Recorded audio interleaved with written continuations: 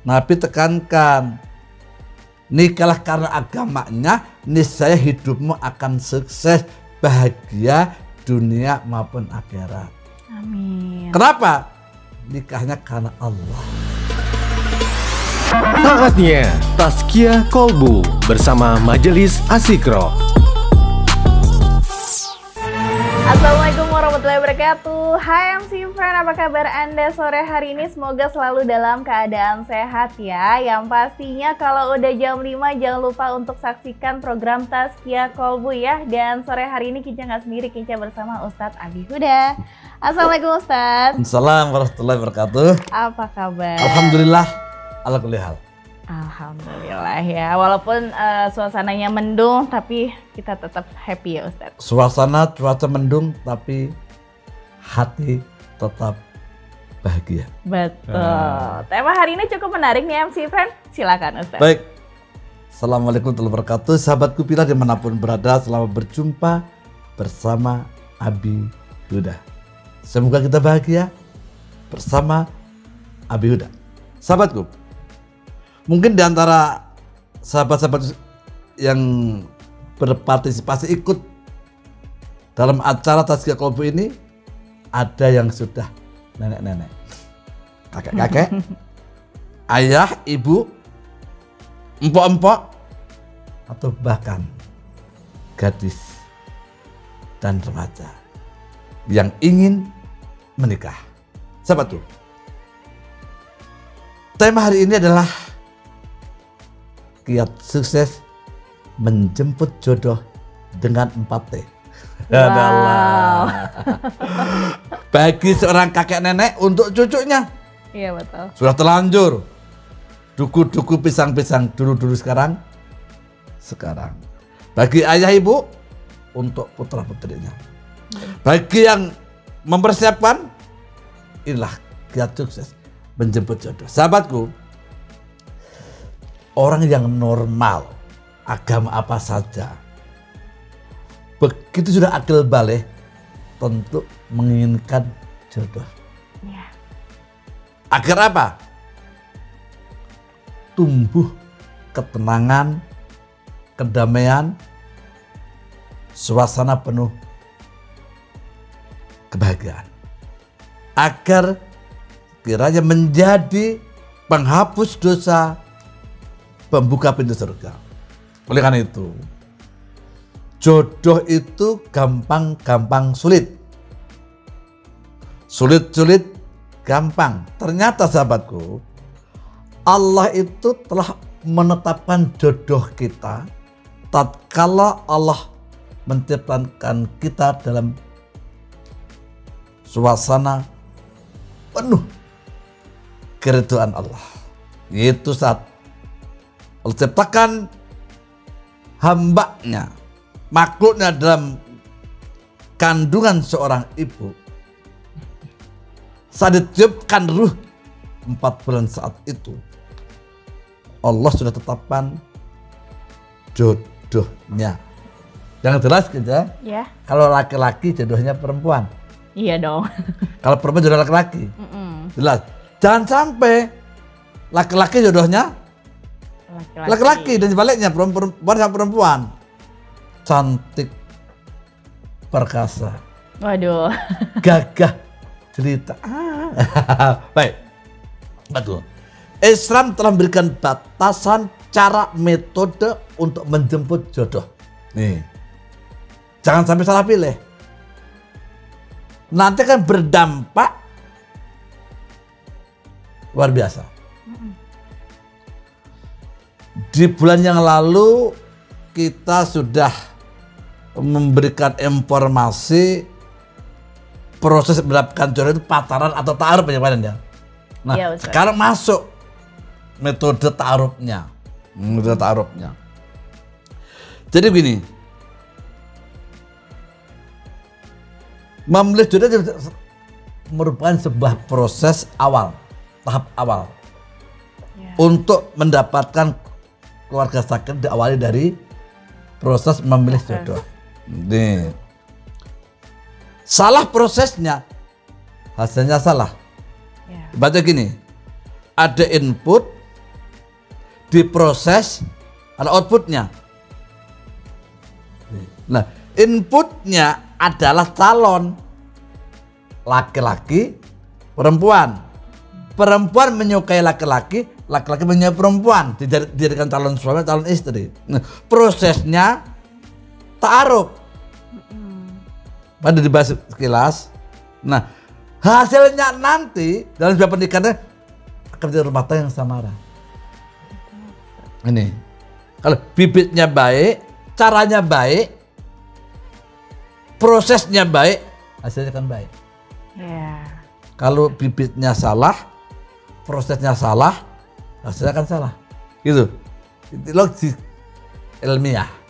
Nah, Rasulullah SAW telah berikan contoh bagaimana sebuah metode cara menjemput jodoh dengan koleksi, seleksi, baru resepsi. Ya. Ada step by stepnya ya. Iya. Koleksi dengan cara apa? Dengan cara ta'aruf. Sudah mempersiapkan diri dengan ilmunya. Siap untuk menikah dengan ilmu, saran dan prasarananya, baru prosesnya memilih. Memilah yang tepat dan benar calon suami atau calon istri. Tergantung posisi kita ada di mana. Nah, dalam sebuah hadis Bukhari Muslim atau muttafaq alaih menyatakan Rasulullah, nikahlah olehmu 4 perkara. Kalau wanita yang cantik, li jamaliha, Ya. cantik. Ya. Kalau diajak kemana-mana nggak memalukan. Itu diajak jalan-jalan, mau ke pasar, mau ke taklim, mau melayat, nah gitu. Nggak memalukan. Karena dia gengsi. Kok nggak pernah ajak suami sih? Malu. Kok nggak merja istri sih? Malu. Mungkin istrinya cerewet atau gembrot, suaminya mungkin pakai nggak karu-karuan, bisa juga kan itu. Selodeh gitu. Ada. Seseorang tuh yang malu menampilkan istrinya atau suaminya. Nah, saya memberikan cara metode itu. Lihatlah istrimu nanti, suamimu nanti, agar kamu gak menyesal kemudian. Lihat. Kalau pakai cadar dibuka. Lihat. Hidungnya pesek atau tidak. Mancung ke bawah atau mancung ke atas sampai gitu. Lijamaliha. Cantik. Kalau laki-laki yang ganteng, diajak kemana-mana itu juga gak memalukan kan? Baik sahabat, gak memalukan sahabat. Apa itu cantik, apa itu ganteng? Nah, nanti akan kita bahas. Itu lijamaliha. Tuh, cantik, tampan. Tuh, luar biasa. Yang kedua, limaliha. Apa limaliha? Tajir. Kaya. Tajir. Harta. Berharta. Karena hidup itu perlu sandang, papan, dan pangan, sahabatku. Yang ketiga adalah nasab, keturunan, bibit, bebet, bobot, bisa keturunan kebangsawanannya, bisa karena apa itu jabatannya, titelnya.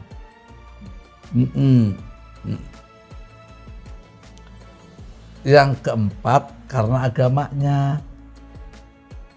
Nabi tekankan, nikahlah karena agamanya, niscaya hidupmu akan sukses, bahagia dunia maupun akhirat. Amin. Kenapa? Nikahnya karena Allah. Di sini kan Allah. Iya betul. Nah, dalam untuk menjabarkan hadis ini, kami mohon maaf memberikan kemudahan untuk memilih dan milah, yaitu dengan kiat sukses menjemput jodoh dengan 4T. Nah itu, Binda. Ya. Tahu T itu? 4T. Apa aja? Nah, kayak Nabi mengajarkan kalau 4 hal tadi, Nabi tekankan, dikelahkan agamanya, niscaya hidupmu akan sukses, bahagia dunia maupun akhirat. Maka T pertama adalah takwa. Nih, karena agama ya Ustaz. takwa. Kalau nikah dengan orang yang takwa, maka akan sukses dunia akhirat. Oleh karena itu, untuk mendapatkan calon suami, calon istri yang takwa, yang taat, taat, takwa, tawaduk, kita harus taat dulu. Karena janji Allah, laki-laki yang taat, jodohnya perempuan yang taat. Perempuan yang taat, jodohnya laki-laki yang taat gitu. Iya. Makanya kalau kita untuk mendapatkan calon pasangan yang taat, kita harus taat dulu. Ini Kinca, kalau misalnya Kinca jadi seorang ayah atau seorang ibu punya anak, Kinca yang manis salehah. Amin. Tiba-tiba ada laki-laki mau melamarnya, kerjaannya nggak jelas, nggak pernah sholat, atau kadang-kadang sholat, kadang apalagi nggak pernah sholat. Kira-kira boleh nggak? Enggak Ustaz. Nah, seandainya aku seperti ini atau punya anak seperti aku akan dilamar oleh orang yang tidak pernah sholat, kan nggak dapat juga. Nah, tentunya ada batasan kriteria. Apa sih kriteria taat itu, takwa itu? Nah ini sahabatku. Jadi semua kena, yang kaya, yang miskin, setengah kaya, setengah miskin, yang pejabat, yang rakyat, judulnya takwa. Nah, gini. T pertama takwa. Apa itu takwa? 1, harus akidahnya benar. Betul. Oh, sama-sama dia seorang muslim. Ini muslim dulu. Yang saya mau jadikan jodoh itu muslim atau tidak? Ini gini dulu. Kenapa? Fatwa Majelis Ulama Indonesia telah menyatakan nomor 4 menyatakan dan tahun 2005 Munas ke-7 bahwa nikah agama, maaf, pernikahan yang beda agama, laki-laki dan atau perempuan tidak sah. Harus satu agama sahabatku. Satu agama. Seiman ya Ustaz. Seiman. Tidak mungkin sebuah kapal nahkodanya 2. Jadi nanti bisa dilihat Fatwa Majelis Ulama nomor 4 Munas ke-7 bulan 8 tahun 2005 menyatakan bahwa pernikahan beda agama, laki-laki atau perempuan tidak sah. Harus lihat dulu agamanya Islam atau tidak. Oh, sama-sama Islam. Oke, sama-sama Islam. Yang kedua, akidahnya itu benar atau tidak? Ini akidahnya yang kedua. Dia muslim, tapi akidahnya No. tidak benar. Masih percaya kepada dukun, paranormal, orang pinter, isim, jimat, susuk, penerbangan banyak, masih banyak gitu. Ya, Pasang susuk banyak dan sebagainya. Laki-laki atau perempuan. Masih percaya perdukunan, tempat-tempat keramat. Takutnya bukan kepada, tapi takut kepada makhluk Allah. Menyembah benda-benda yang punya kekuatan gaib, batu-batuan, ada jimat keris dan sebagainya, tempat-tempat keramat. Nah itu hati-hati. Kenapa? Kalau dijadikan suami atau dijadikan istri, nanti akan malapetaka akan datang. Kenapa? Itu adalah bersekongkol dengan setan. Setan itu sifatnya mengusik, mengocak, mengusik. Maka apabila ada dalam tanggal salah satu di antara suami istri begitu, maka hidupnya nggak akan tenang. Gampang marah, gampang tersinggung, macam-macam, panasan, cemburuan di situ. Maka cari calon suami istri yang akidahnya benar. Asyhadu alla ilaha illallah wa asyhadu anna Muhammad Rasulullah. Nih. Allah dijadikan petunjuk tempat bergantung dan berlindung. Nabi Muhammad SAW dijadikan suri tauladan contoh dalam kehidupan. Nah, makanya situ pertama jarang takwa itu adalah agama Islam atau tidak. Nggak sulit kan? Iya. Yang kedua akidahnya benar. Nggak sulit. Di antara taruh nanti bilang kan taruh. Dan proses taruh tadi tanya itu. Nah, kedua sadari bagaimana? Tanya kanan kiri sebagainya. Tanya ustadznya. Yang ketiga, dia harus sholat. Nih, sholat. Karena ciri seorang muslim sholat. Yang membedakan seorang muslim dengan kafir adalah sholat. Ciri orang yang beriman, orang Islam yang taat itu adalah sholat. Sholat atau tidak nih. Ini wajib dulu. Kalau laki-laki ke masjid atau ke rumah, di rumah berjamaah atau tidak. Kalau perempuan sama aja, sholatnya di rumah, wanita sunnahnya di rumah. Nah, tuh. Sholatnya part time, sometime, atau no time. Itu. Sisa waktu part time, sometime kadang-kadang kagak, atau no time tidak ada waktu. Itu penting sekali. Karena suatu ukuran seorang itu baik atau tidak dari sholatnya.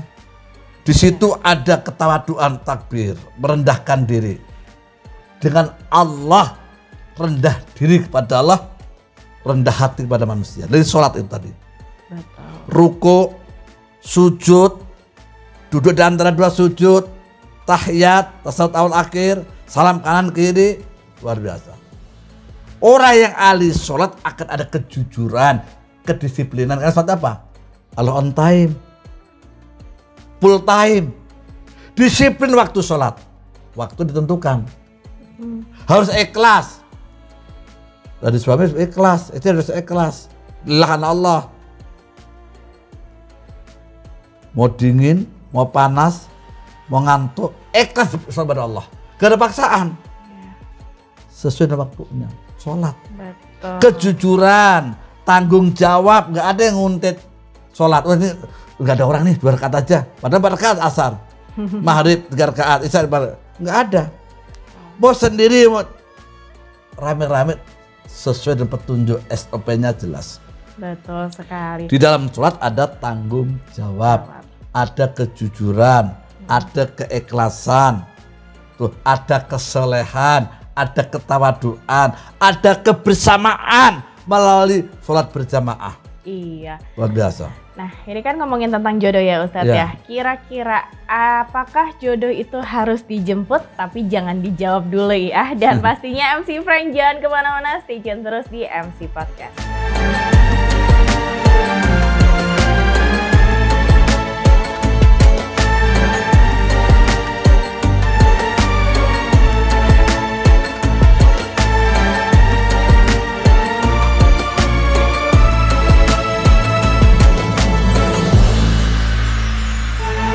Frank balik lagi tentunya di program Tazkiyah Qalbu, masih bersama dengan Ustadz Abi Hudayah, dan kita masih ngomongin tentang mengenai jodoh ya Ustadz ya. Ya baik. Artinya begini Mbak Binta. Ya. Jodoh itu dijemput atau tidak? Dijemput. Betul. Bagaimana tadi? Dia kan dari 4 tadi. Kan tadi 4 itu sukses menjemput jodoh. Maka kalau ingin mendapatkan suami istri yang taat tadi, yang takwa tadi, kita harus mempersiapkan diri dulu. Ya. Kita seorang muslim yang baik, muslim atau memiliki kedamaian, keselamatan, akidahnya kita jaga. Lalu ada amalannya nggak Ustaz? Lalu akidah kita jaga, terus kemudian sholatnya kita jaga, jadi orang takwa itu. Jangan sampai kita nggak pernah sholat, dari orang yang sholat nanti tergampang dan nggak bisa. Inputnya harus jelas, harus baik dulu. Ibaratnya kita bikin kue, bahannya harus bagus dulu. Iya. Nah, gitu deh ya. Jadi kemudian Yang keempat baca Quran. Baca Quran ya. Bentuk-bentuk gitu. Kita baca Quran. Kenapa? Bacaan sholat Quran. Gimana mau sholat kalau nggak bisa baca Quran? Iya, betul. Sampai Nabi mengatakan sahabatku, hiasilah rumah tanggamu dengan baca Quran dan sholat. Nawiru buyutakum qiraatul Quran was sholat. Hiasilah rumah tanggamu dengan baca Quran dan sholat. Nah, rumah tangga yang baca Quran dan sholat, maka akan tercipta kedamaian. Betul. Setan itu akan merusak rumah tangga kita, akan mencabik-cabik rumah tangga kita. Orang yang nggak pernah sholat, ingat, setan diciptakan Allah dari api, maka bisa dipadamkan dengan orang yang ahli sholat, tentu berwudu, baca Quran, ruqyah. Makanya suami yang sholat, istri yang sholat, suami istri yang baca Quran, maka rumah tangganya akan tenang. Baiti janati. Maka cari suami yang ahli sholat, ahli baca Quran. Cari istri yang ahli sholat, baca Quran.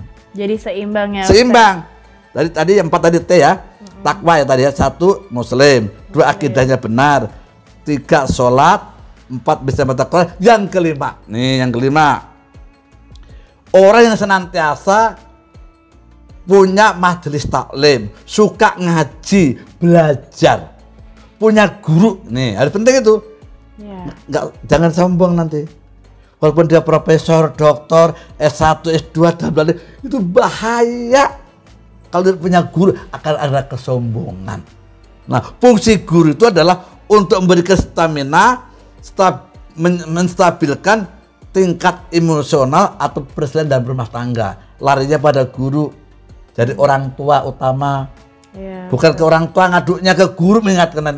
Kalau calon kincana orang juga ahli ibadah, sholat, kemudian juga suka ngaji, punya guru, sama-sama punya guru, nah, nanti akan mampu membimbingnya. Dan ini ya sahabatku, kiat pertama adalah takwa 5 tadi. Yang kedua adalah apa itu? 5 liha, kaya, sandang, papan, pangan, penting sahabatku. Kita penting. Nggak punya apa-apa berbahaya juga. Nanti karena dengan kepakiran akan mendatangkan kekufuran. Lah, Nabi mengingatkan, kalau nikah hanya karena kekayaannya, tunggu aku miskinkan. Ternyata Ginja, kaya itu bukan harta semata. Ada 5 juga. Tadi yang takwa ada 5 juga kan? Nah, itu 5. Ada muslim, akidah, sholat, baca Quran, dan punya guru dan sebuah taklim. Belajar. 5 liha kaya, tajir. Tipe kedua tajir. Apa itu tajir? Penting. Pertama, calon suami itu harus sehat nih. Kekayaan. Betul. Kalau kita sakit-sakitan, sakit jantung, sakit paru-paru, asam lambung, terus kemudian diabetes, belum nikah. Begitu nikah nanti akan bermasalah. Ada anaknya nanti harus cek kesehatan dulu. Bagaimana proses kehamilannya nanti, uang seberapapun banyaknya kalau sakit-sakitan kan habis juga. Pertama adalah sehat. Sehat. Perlu check up, iya. Mukmin yang kuat itu jauh lebih baik dan sangat dicinta Allah daripada mukmin yang lemah. Al mukmin qawiyun khairun wa hablal mu'min dhaif. Itu hadis sahih. Mukmin yang kuat yang sehat itu lebih baik dan sangat dicintai Allah daripada mukmin yang lemah. Ini. Maka pertama harus sehat. Sehat rohaninya, sehat fisiknya, gitu loh.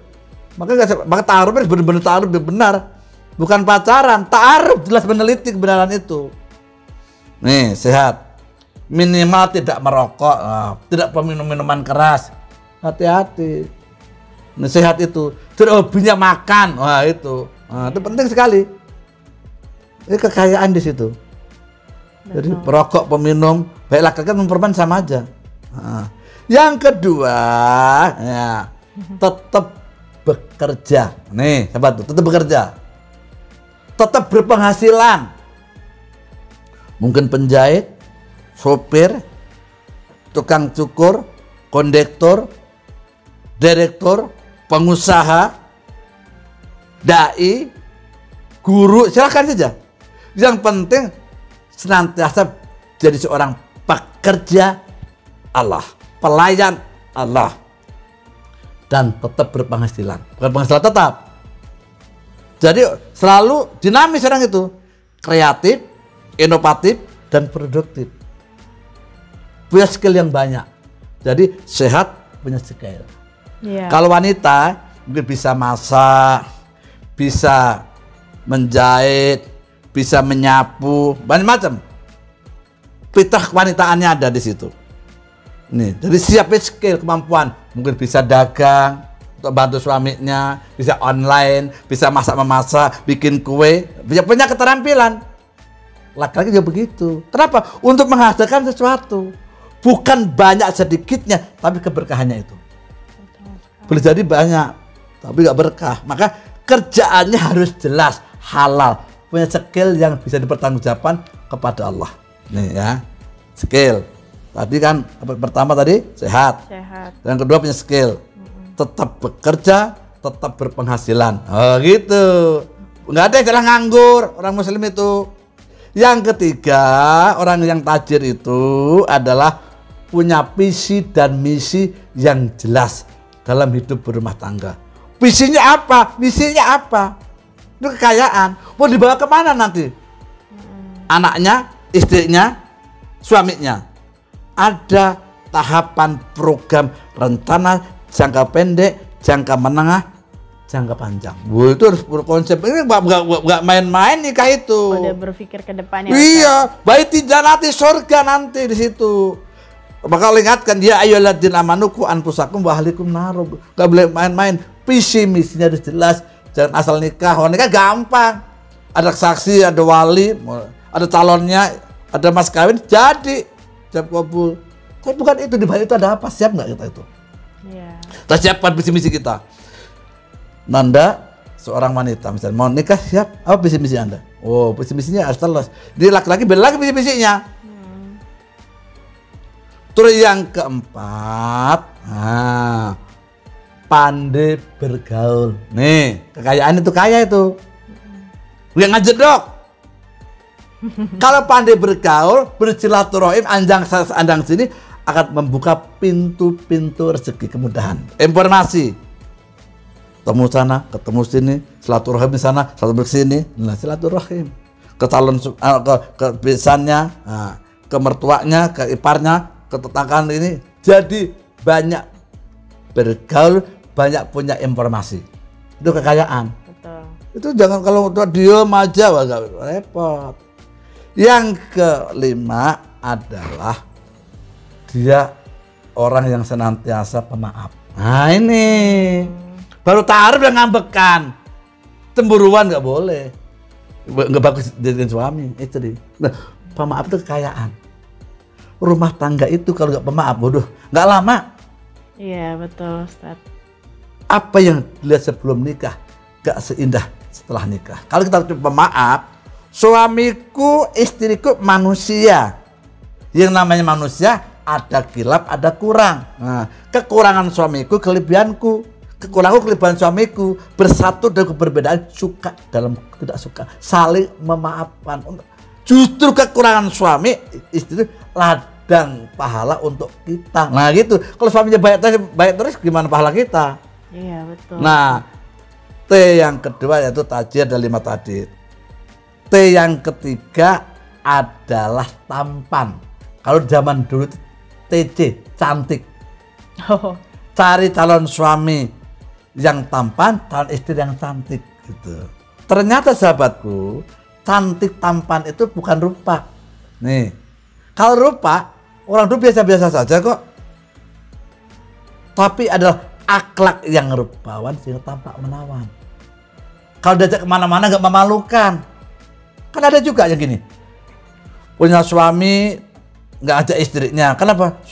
Istriku gembrot. Nah, tuh, istri nggak ngajak suaminya, kenapa? Suamiku malu, penampilannya kurang pede. Nah kan itu. Tapi sesungguhnya cantik itu bukan rupa, sopan. Bukan rupa fisik, tetapi akhlak yang rupawan sehingga tampak menawan. Ini. Sehingga rumah tangga kan bahagia. Orang dulu kan gitu juga. Gak cantik, gak tampan, gak macam-macam, tapi rumah tangganya bahagia, sampai sepuh meninggal bersama, luar biasa. Anak cucunya baik-baik, tapi apa kan akhlaknya tadi. Kalau cantik semata luar biasa. Begitu ada musibah, jatuh, kakinya begini, mukanya kena ini, udah gak cantik lagi. Betul udah dicerai. Nah, oleh karena itu cantik bukan hanya fisik, tetapi akhlak yang rupawan sehingga tampak menawan. Cirinya 5. Apa itu sahabatku? Senyum, salam, sapa, sopan, dan santun. Nah, ini. Secantik apapun, seganteng apapun kata orang bilang, rumput tetangga tampak jauh lebih hijau. Begitu menyakiti hati suaminya, hati istrinya, kegantengan, kecantikan itu pudar. Nah, kadang-kadang kan rumput tetangga tampak jauh lebih hijau. Kok ganteng, kok mesti anut dengan tetangga ya, dan pembantunya ya, kok dia cantik, kok dengan supirnya ya. Kenapa? Dia butuh ketenangan, luar biasa. Secantik apapun, seganteng apapun, kalau itu menusuk hati ucapannya, kotor, menjijikkan, menghina, merendahkan, mencaci, memaki, menghardik, itu kecantikannya pudar. Tak ada lagi rasa cantik itu. Walaupun mungkin orang lain merasa cantik, hubungan suami istri pun hilang. Ingat kata-katanya tadi. Makanya senyum, salam, sapa, sopan dan santun kepada istri, kepada suami, kepada anak, kepada anggota keluarga, orang tua, mertua, ipar, tetangga, itu membuat suasana jadi keindahan luar biasa.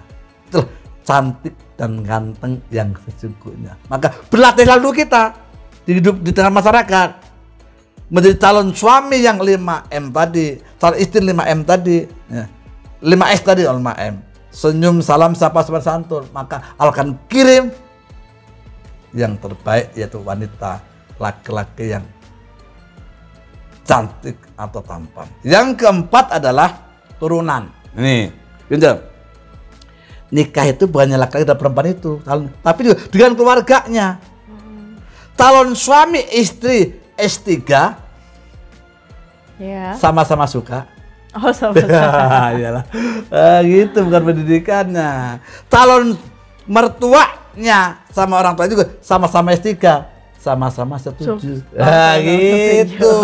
Nikahnya bukan pihak aja. Keluargaku juga keluargamu, keluargamu juga keluargaku. Betul. Bersatu di situ. Ridho orang tua ada kalau memberikan kebahagiaan rumah itu, dimudahkan urusannya.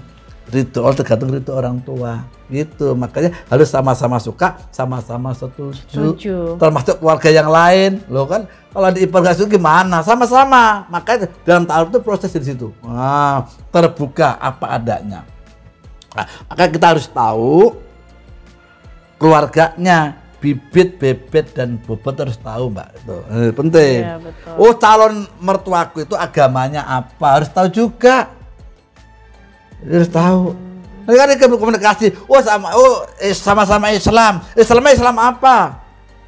Ada Islam Jamaah, ada NII, ada NO, ada Muhammadiyah, ada Persis, ada Salafi, ada Al-Irsyad, macam-macam. Harus tahu nanti penyesuaiannya itu nanti. Karena banyak kompleks juga nih. Betul. Ini proses peribadatan tadi, maka harus tahu ilmunya. Nah, jangan sampai gara-gara nanti masalah sepele pemahaman agama jadi masalah. Agamanya apa? Loh, rumahnya di mana? Kita harus tahu. Kita harus tahu orang tua kita, tahu mertua kita, rumahnya di mana. Persetan, saya nggak nikah dengan orang tuanya kan anak, nggak boleh. Agamanya apa? Rumahnya di mana, pekerjaannya apa, harus tahu pekerjaan orang tua itu. akan bawa kebahagiaan nanti. Mungkin tukang sayur, tukang cukur, bos tukang cukur, bos sayur, mungkin copet, ya nggak tahu, harus tahu itu, harus tahu. Akan bawa keberkahan nanti. Oh, lu calon mertuamu tuh nggak tuh dibawa polisi itu tangannya diborgol, kan nggak nyaman. Iya. Kerjaannya apa, profesinya itu yang penting halalan thayyibah, halal.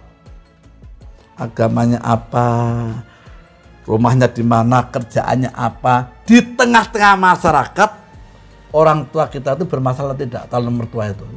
Berarti harus dilihat ya Ustadz, dilihat ya. dulu bebek-bebeknya. Jadi nggak hanya pasangannya aja nih MC Fran, iya. tapi keluarganya juga kita Pekerjaannya harus apa, lihat. agamanya apa, Iya. serta di masyarakat kena kasus hukum atau tidak, ada penting. Nah, Setuju atau tidak. Nah, oleh karena itu sahabat-sahabatku, itulah kiat sukses menjemput jodoh dengan metode 4T. Orang tua kita ditanya dulu, Pak setuju nggak Pak? iya, kesimpulannya ya Ustadz ya. Anaknya setuju atau enggak Pak? Terus kemudian adiknya, kakaknya setuju atau enggak Mbak? Iya. Tahu. Dari keluarga itu semua perangkat keluarga setuju, itu akan mendapatkan kebahagiaan. Itu kiat memilih pasangan metode 4T. Nah, setelah itu nanti baru lari berikutnya adalah khitbah. Nah, nanti urusan nanti. Sekali lagi sahabatku sekalian, inilah sekali lagi kami simpulkan kiat sukses menjemput jodoh dengan metode 4T. Yang pertama adalah mengatakan 5 liha, lijamaliha, nasabiha, lidiniha. Nabi menekankan nikah karena agamanya, niscaya hidup akan sukses bagi dua akhirat. Nah, disimpulkan dimudahkan pengertian di tengah-tengah masyarakat dengan 4T, agama takwa. Yang kedua 5 liha, kaya tajir. Nah, lijamaliha cantik, ada akhlak yang rupawan sehingga tampak menawan. Yang keempat nasabiha, ada keturunannya, asal usul bebet bobot keluarga yang akan kita jadikan keluarga atau nikahin tadi. Inilah proses tadi kita sampaikan beberapa kriteria. Tajir itu apa, takwa itu apa, tampan itu apa, turunan itu apa. Baik. Ada pertanyaan? Tidak cukup Ustadz. Sahabatku, kira cukup ini saja yang kami sampaikan. Sekali lagi, kalau ingin bertanya lebih jelas, lebih detail, lebih lengkap, datang ke Majelis Adzikro, konsultasi bersama Abi Huda, ajak calon mertua, ajak orang tua. Sama-sama kita berikan penjelasan, keterbukaan, apalagi kumpul semuanya dalam sebuah taklim keluarga. Yang sukses menjemput jodoh sehingga akan melahirkan bahagia dunia akhirat. Sahabatku, ini saja yang bisa disampaikan. Mohon maaf lahir batin. Baik, terima kasih Ustadz Abi Huda udah datang ya di Music City, dan pastinya MC Fran semoga apa yang sudah disampaikan Ustadz Abi Huda bisa menjadi pelajaran untuk kita semua. Akhir kata Kece Bakti pamit. Wassalamualaikum warahmatullahi wabarakatuh. Waalaikumsalam warahmatullahi wabarakatuh. Demikian Tazkiyah Kolbu bersama Majelis Adzikro.